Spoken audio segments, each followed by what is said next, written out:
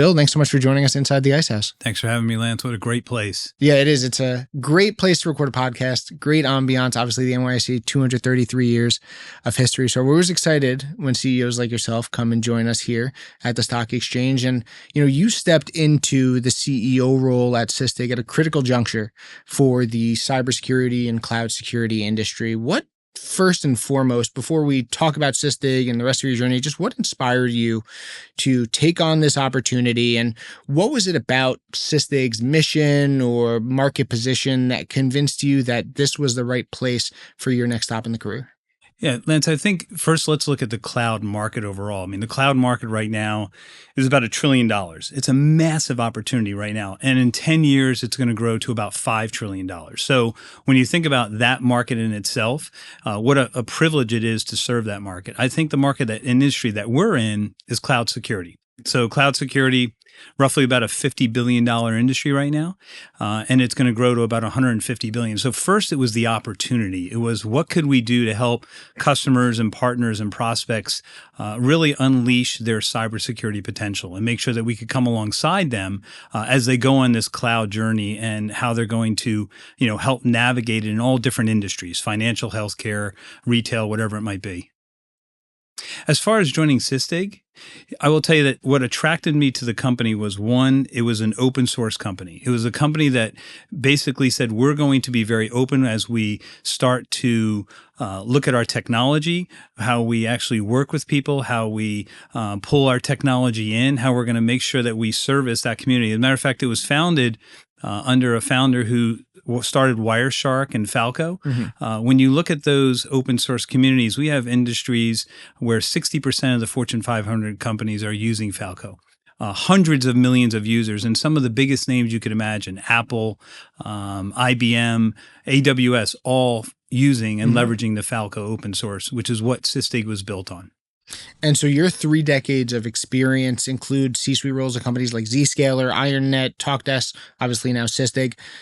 These roles have given you sort of a front row seat to the evolution of the tech and the cloud security landscape. How have these past experiences really shaped your leadership style overall, and how you're overseeing Sysdig?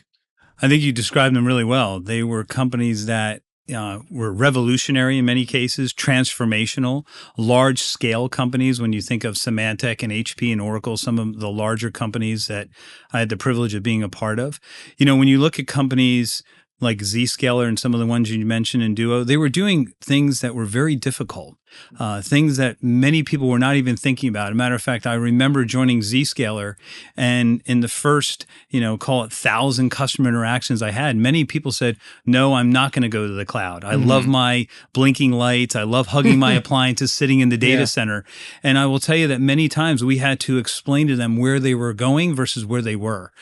So that's the one thing that I learned, was about scale, transformational nature of companies, and really revolutionary technologies, which is what Sysdig is doing also. And how hard was that convincing? Because you look at it now and it's like, man, what didn't these people see? Like, clearly the cloud is the way to go, but how hard was that convincing way back when you were, say, at Zscaler? Incredibly difficult. I mean, you had to have a relentless pursuit. When Zscaler went public, as you know, they were about a $2 billion market cap. Now, just recently, they reported they're almost $40 billion. So when you think about how much ceiling we have available, how large the opportunity and time that's available to us in this market, it's immeasurable. And that's what's so attractive, being not only in cyber, but also at a company like Sysdig, who is actually helping transform cloud security. And you mentioned the thousands of communications that you had with clients, and I'm sure that number has only grown, obviously, as your career has progressed. I'm assuming that communication aspect is such an important leadership trait to have, especially at a company where sometimes you need to explain in simpler terms what you do.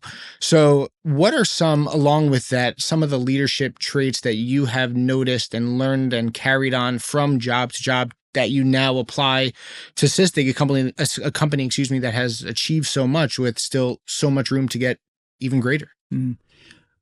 I would say watching and observing and being mentored by some of the biggest titans in tech that you could imagine. And these are individuals from a John Thompson to an Enrique Salem. These are individuals that were past CEOs of Symantec to a Meg Whitman at HP, and just observing them and seeing how they actually interacted with prospects, customers, partners, but most importantly, employees, their directness, their transparency, and listening to the customer. If you listen long enough, the customer will tell you exactly where you need to go as a company. The other thing that I just want to highlight is employees. One of the things that I had in the last 120, 180 days of being at the company is going all over the world and spending time with employees and listening to them, because all the answers to all the complex challenges we have are in the minds and in the hearts of our employees. All we have to do is listen. And that's one thing that I'm really excited at. I've done at every single company as a listening tour. And you mentioned 120, 180 days. You started at Sysdig towards the end of 2024, and transitions, no matter the role you're transitioning into or the company you're transitioning into, often come with that steep learning curve. Can you just walk us through those first 30, 60, 90 days as CEO? What were key insights you gained about the team, Sysdig's past successes and challenges, and how the company stacks up in the cloud security landscape? Yeah, our founder, Loris, took on a very, very big mission, and that was to really change how people thought about cloud security. So cloud security is no longer about notifications and scanning. It is about making it real-time, runtime, and open. And that is what he did. And along those lines, what he did was he actually brought in experts, whether it was another CEO prior to me who actually helped them take them through the last chapter. And now they have to go to a mode of scaling it, whether it's with customers, whether it's with partners, whether it's making sure that we are a key component of the fabric of cyber. And that is what my plan is. My plan is to make sure that we leverage all the great install base we have. Right now we have 3 out of the top 4 banks in Australia. We have over half of the largest banks in Europe and some of the largest right here in the United States. And that's just in the financial services. I could go on and on about other industries, about where we actually are leading, but I think that Sysdig has just started its journey to helping people understand how to secure their cloud security environments. And so you talk about scaling, and you're trying to scale in an industry, in a space that's very competitive, where you have a lot of others that are trying to do the same thing you're doing. So how would you describe the biggest differentiator? What would you describe as the biggest differentiator for Sysdig, allowing you to, get into these big banks in the financial services industry and across other industries you're working in, really make a dent in the footprint and become a leader? I would say that most of the industries I've talked about, they already know who Sysdig is from their Falco heritage. So they've already, the largest open source technology is within Falco. So they already know what are the things that they need to use and the products and the way that they can deliver it. So number one is we already start from that position, that we don't have to really teach them or educate them. I think the second thing that's happening within this industry is the open source, where there's a leverage model. There's a leverage model to where now they can share information. There's also the model of AI. I mean, we're going to talk about AI. Yep, I'm 100%. confident of that. But our ability to where we can run time on the infrastructure. So our agent sits there. It actually is not a side scan. It's not the ability to where you're just pulling data. You're getting live information. It's almost like a radar system on the infrastructure saying this is what's happening, because a breach happens at about 10 minutes. That's how much time you have to go in and make sure that you respond to that breach. The nice thing about Sysdig is we can respond in 5 seconds. We can investigate in less than 5 minutes, and then we can respond in less than 5 minutes. So we basically close the gap of time between something occurring and being able to fix it. So let's talk about AI. Yeah. You mentioned we're going to talk about it. Let's talk about it. And I want to start with Sysdig Sage. It was introduced in July of 2024. It's Sysdig's generative AI assistant for cloud security. And before we just dive into how it's performing and its numbers, can you just give our listeners a clear overview of what Sysdig Sage is and the specific challenges that it's designed to address? Yeah, I think that AI, there's two ways of looking at it. There's security for AI and there's AI for security. Mm-hmm. So we actually do both. So what you will see as AI becomes even more and more prevalent in all these corporations and even in our own personal lives is how do you secure it? How do you make sure that this environment is not going to impact our daily lives and our companies? Matter of fact, this morning, we saw our first code generation of a cyber threat using AI with our threat research team. So one, we're making sure that we're looking at security for AI from that lens. The second is AI for security, and that's where you mentioned Sage. Is now that we have this brilliant agent sitting on the infrastructure, giving us that radar view and giving us information. Now it's about the operators. Mm-hmm. It's about the practitioners. How do we make sure that we're putting tools in their hands so they can be more productive and more efficient? It's not anymore the days of, okay, I'm just going to go look at all these vulnerabilities and these scans and I'm going to weed through all this data. It's how do I use AI to know exactly where I'm going to go, what I should do? And in some cases, the mundane tasks can be automated. Matter of fact, one of our largest healthcare customers, every morning this security operations team walks into the office. They ask the Sage AI, our technology, 5 questions. And it's those 5 questions that will determine their day of where they need to focus their time. So whether it's AI or whether it's agentic AI, that is what Sage will deliver for the cyber market. And with Sage, I want to specifically highlight this number. You announced in March 337% growth in Sysdig Sage adoption over just 8 months, a clear sign that obviously something's working. So what sets, because we talked about what differentiates Sysdig from competitors in the space, but what specifically sets Sage apart from other AI tools on the market, allowing it to see such a significant increase in adoption over just a few short months? I think that most people are using AI as a chatbot. And that's not what we're doing. What we're doing is we're first leveraging that agent. I want to keep going back to that it's about runtime, real time. It's about being able to have the information, within seconds so that you can actually react. So now if you combine that type of technology with the practitioner and then sitting, on their side, I guess you could say as a co-pilot, to where now they have this AI that can actually help them do their jobs and make it more effective. And in many cases, maybe give them insights that they weren't even thinking about. So they can say, no, go down this path versus going down the 3 other paths they've done in the past with no assistance from a very, very robust AI Sage environment.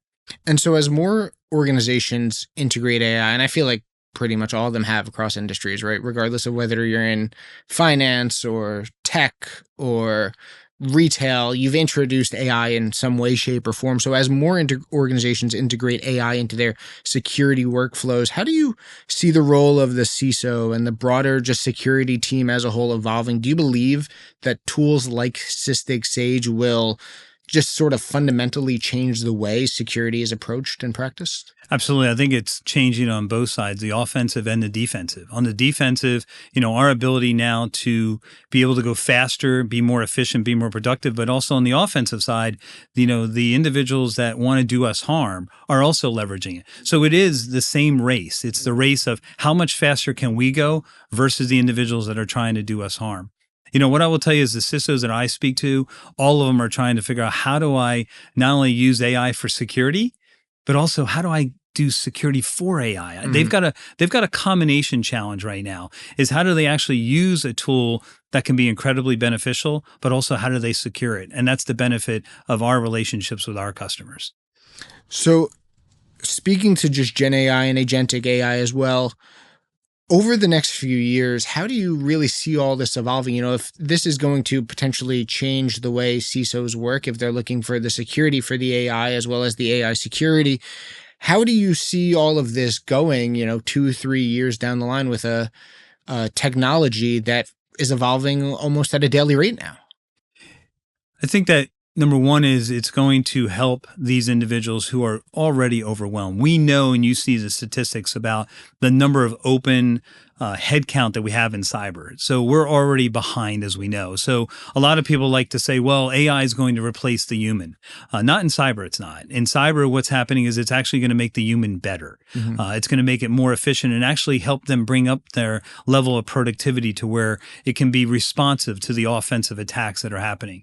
So I don't see a world where AI is going to replace people within the cyber operations teams, what I see is it's going to be an amazing platform for them to help them become a better security operations center. In many cases, a CISO be able to answer that question when they get the phone call that says, these 3 vulnerabilities hit my infrastructure. What is going on? Mhm. And the board wants that answer in 5 minutes, not 5 days. Yeah. And how do you go about convincing, we talked about convincing earlier, right? Convincing, back in the Zscaler days to go from, your traditional data centers to cloud. How do you go about convincing this adoption of AI and using a product like Sysdig Sage? Because there are a lot of cautions and a lot of hesitations when it comes to AI adoptions, because you said, right, you don't think AI is going to replace people, but that is a worry for a lot of people. So how do you go about convincing them that, no, this product is not going to replace you, it's going to help you?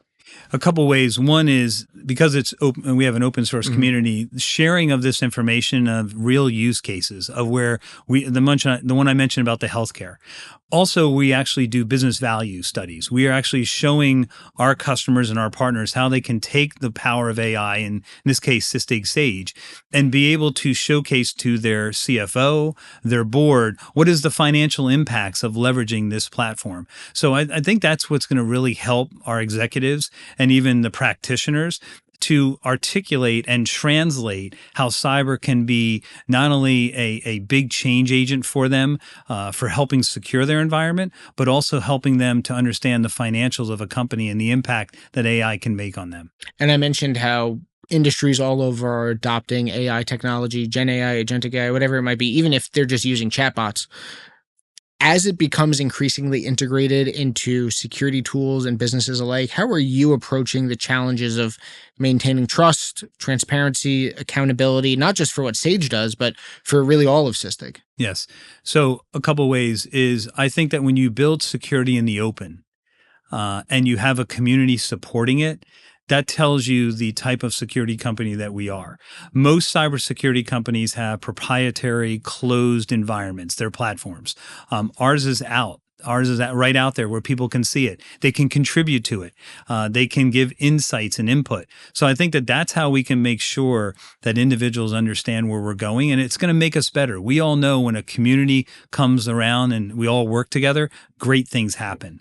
So Sysdig Sage is obviously only one of the tools that Sysdig offers. And I find that innovation often comes along to solve a problem. There's a need or a problem that needs to be solved, and it's up to companies like yours to innovate and create a product to ultimately solve whatever the issue might be. So from your perspective, not just with Sage, but innovation as a whole, what have security leaders been overlooking or misunderstanding that creates the demand for solutions like a Sage, providing and securing the modern cloud environments?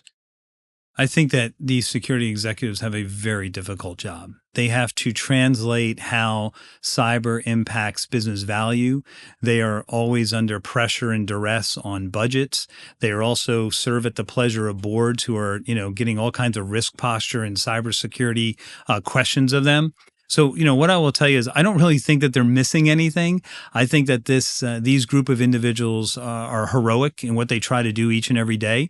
What our job is to bring them platforms that are going to help them solve these business problems faster, whether it's financial, risk, governance, compliance, and that's what we are doing, whether it's not only Sysdig, but the overall community, because this is not just about one company. This is about a community of individuals, as I mentioned in Falco, but it's also about the overall cybersecurity community, because we know that there are individuals that want to do us personal harm, corporate harm, and nation state harm. So that's why I'm excited to be part of this industry. So with the success of products like Sage, it's obviously easy then to see the 337 number and focus on rapid growth. However, strategic growth, in my opinion, is crucial to avoid overextending and putting a burden on the resources that you have.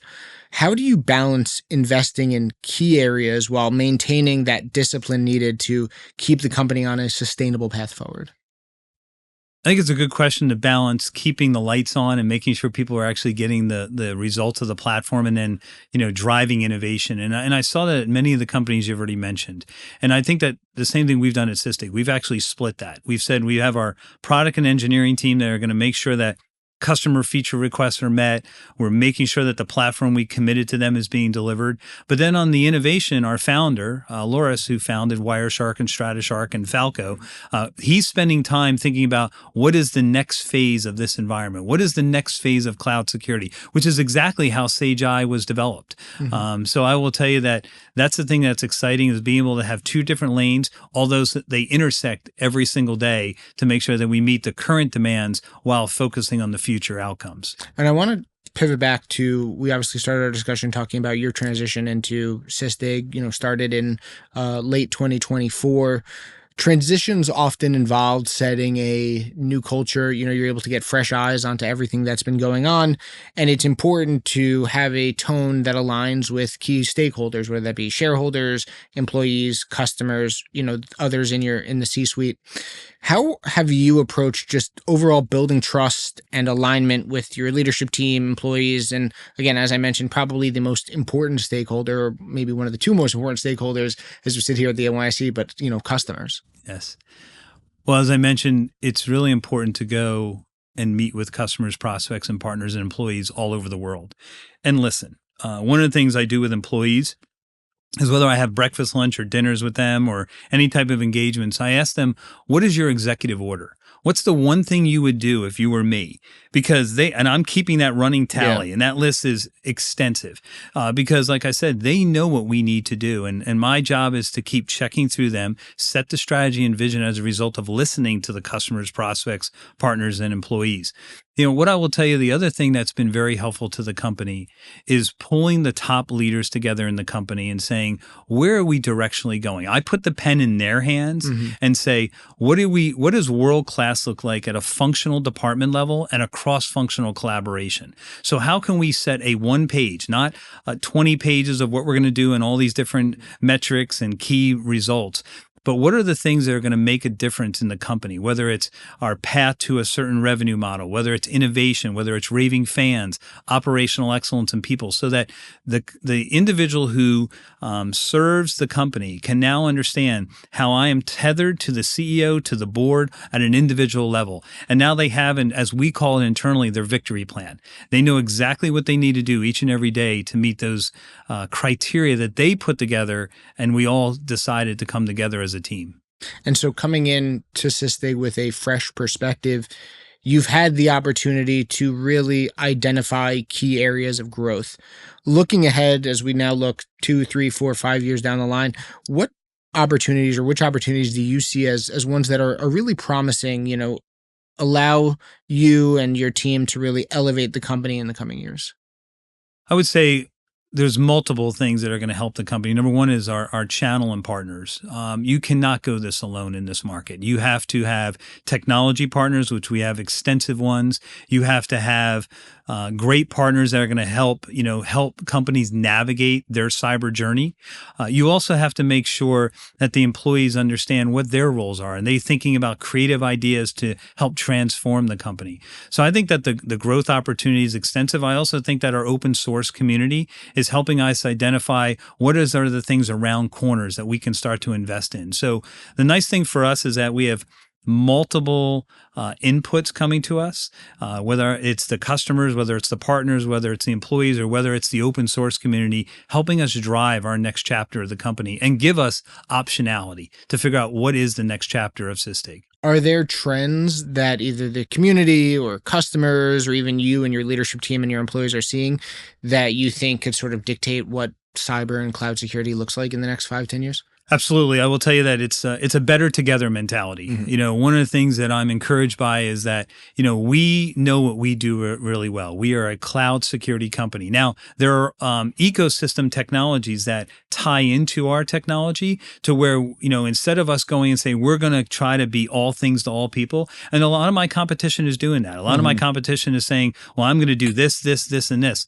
The reality is that we think that we're going to stay very focused in our lane. Mm-hmm. We're going to partner very closely with those that are subject matter experts, whether it's a DevSec code company, whether it's another company that we integrate with in order to deliver these solutions. But I think it's important that you stay very focused on what you do well. Absolutely. So, Bill, as we begin to wrap up our conversation and you approach your first year in just a few short months leading Sysdig, how do you envision the company's direction under your leadership 3, 4, 5 years down the line? I mentioned the word optionality. I think that's important, whether it's in your personal or professional life, is, you always want to have options. And one of the things that we're building at Sysdig is we're building an environment where we go next really is decided by what we do as a team, whether that means an IPO, whether that means M&A, whether that means we buy companies, whether that means we stay private. We want to create optionality for our shareholders, which not only are the investors, but also our employees. And that's something that I drive each and every day, is create the optionality so that you don't have just one option, you have multiple options to determine the future of Sysdig. And if there's a message you could give to your employees or customers about Sysdig's future, about how you're plotting the company, you and your leadership team are plotting the company to remain successful, to potentially reach those goals that you had mentioned just now, 3, 4, 5 years down the line, what would that message be? I think the message would be is how we started it. The opportunity and the market is massive. We are just beginning. We are really in the early stages of this market. I think 5, 10 years down the road is still not even a long enough horizon yet, because I think that this market's going to continue to evolve. That's the thing that's great about cyber. It's constantly changing. It's always adapting, but we also have to think about how we're going to overcome the obstacles, whether that be a nation state or whether that be, just somebody that wants to make our days not go so well. Yeah. But that's the one thing I'm excited about for our teams. Well, Bill, you mentioned that it's constantly evolving, constantly changing. We talked earlier about how AI is almost evolving on a daily basis now. I appreciate you joining me to talk about it, to discuss all the great things you're doing at Sysdig, and I appreciate you for joining me inside the Ice House. Thanks for having me, Lance. Great time with you.